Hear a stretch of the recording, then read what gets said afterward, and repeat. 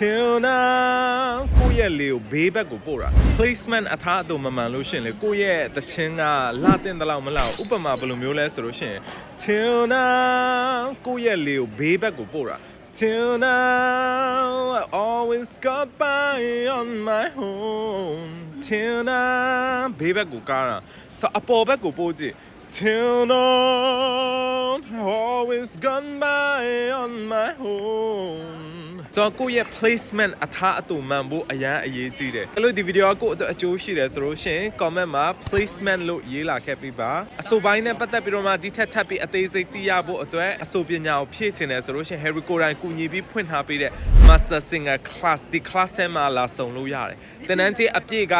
4,500ကျပ်ဖြစ်ပါတယ်ဒီဗီဒီယို screenshot လုပ်ပြီးတော့မှလာအပ်တဲ့နောက်ထပ်3ဦးအတွက်ကို3,3500ကျပ်နဲ့ချက်ချင်းရရှိမှာဖြစ်ပါတယ်အဆိုပိုင်းမှာ master တူဖြစ်ချင်တဲ့သူတွေဒီ class ထဲမှာလာဆောင်ကြမယ်သူကြေးရချင်တဲ့သူတွေအမြန်ဆုံး screenshot လုပ်ပြီးတော့မှ page admin မှာတွားပြီးယူလိုက်ပါ class ထဲမှာပြန်ဆောင်ကြမယ်